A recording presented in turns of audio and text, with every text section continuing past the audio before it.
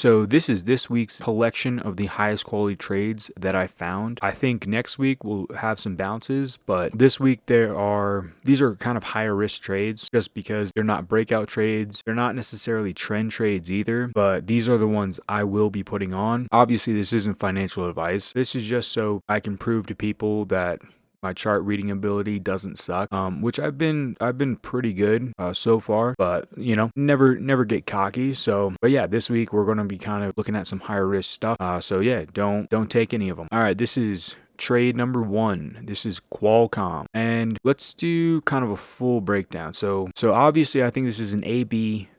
I think we are on the C wave. However, I still think there's room to the downside, so that's why I'm saying this count could be a little bit off. So it can be where you got your, it's not it would be like 1 2 3 4, and then this would be your 5. So then this would be your ABC. Okay, and yeah, it kind of sucks not getting all the way back to the 4th, but I think this would work. ABC like that, and then you take, I can grab it, this one. So this 5th is A, this C is B, so we are still waiting for this C. Now obviously I think it's going to have to be a little bit smaller than this A, so this is kind of the expected price target is at 100, pretty much on the dot, 99.81. And then this flag that's in here, so I'm looking for just a little bounce back up to this area, and then I would like for price to stay under these pivots. So this would be my stop, 128.70. So that's kind of the mentality behind this trade. I do like it. I do think it's a little bit tight. This could drop a little bit more and never come back and hit. But we do have some other trades that should be able to get hit this week. All right, and that trade is analog devices. Let's go to the weekly. All right, so this we basically have kind of a double top, right? I do think this is done to the upside. You can kind of count the way up. It's a little bit difficult, but I do think this is done, especially with everything going on right now. I think this is kind of over. So to the downside, you can see it best on the 3-day, which is this flag right here, specifically with this hammer. Okay, I really like this formation. I do think this one is a higher probability setup, and then we're kind of banking on, and I show this quite a lot, like, okay, so this, all right, this, as soon as it breaks, it just kind of goes,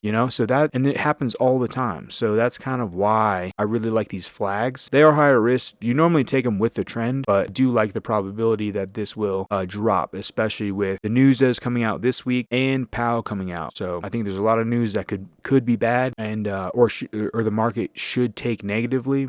So I feel pretty good that this one can get to 162.29 rather than 191. So yeah, that's ADI. On to the next. All right, and this is the Travelers, or ticker symbol TRV. So this one is a pretty nice count. So this is a weekly chart where you got your 1 2 3 4 5, right? Pretty simple. And then this would be like you would have your 1 2 3 4 5 for your 3. Okay, so it'd be 1 2 1 2 3 4 5 3 4 5. All right, so that's a mouthful, but okay. And then so obviously I'm looking for that stupid flag, which can be easily seen on the 3-day. So this is that flag that I'm looking for, which is just super nice. We did get, obviously it kind of broke itself, which is kind of a bummer that it just didn't stay flat, but I like the candles. And then I'm hoping for just a small bounce back up into it. Let's get some little lines, small bounce back up into it, and then that is my target down here at 158.26. It might be a little bit higher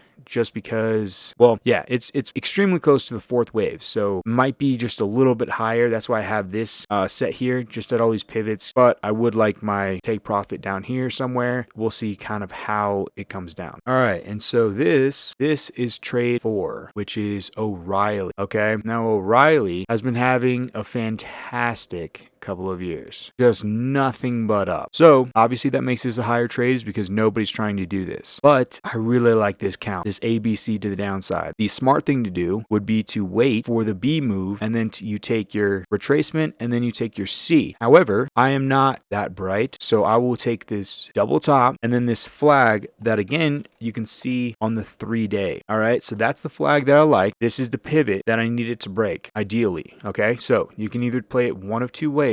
Obviously not financial advice. So you can either take it like that, you wait for the break, it comes back up, or you go kind of flat out, or you can take the AB and then you take the B of whatever breaks this, or you just have huge mega nuts and you just take it straight down and you get in here. So that's what I'm trying to do. This is an extremely expensive symbol, so even to put shorts on, it's quite a lot. I'm going to do this before everyone else gets the idea to do the same thing. All right. This one, we will definitely see how it goes. But yeah, it could be that people is like, oh, I'm going to take my profit up here. I've been doing really good in this stock. I'm going to take my profit just to kind of get out of the market. You know, let these times pass a little bit. So that's the thought process. That's why I like this so much. All right, the next one is PepsiCo. So this one I talked about in the market update. And I know I'm already in Coca-Cola, but this one, I mean, it's just too good to pass up. So the take profit is huge. So, I mean, yeah, really no brainer. A lot of pivots it has to break, but I think once it starts getting some momentum, it should go pretty nicely. Yeah, I mean, this one's pretty straightforward. Entry 170, exit or stop loss, meaning I'm wrong, at 177, well, 178 basically. And then your take profit is at 151. Okay, not financial advice. This is just what I'm doing. I just want a public track record of, you know, my progress. All right, and so General Mills kind of has the same setup for our trade 6. So if you're like, yo, everything looks the same, it's too correlated, yeah, no problem. But I think they're in kind of different sectors that, I don't know. I think everything's coming down right now. I'm not always like that, but I think right now it's just such a good opportunity to start shorting stuff.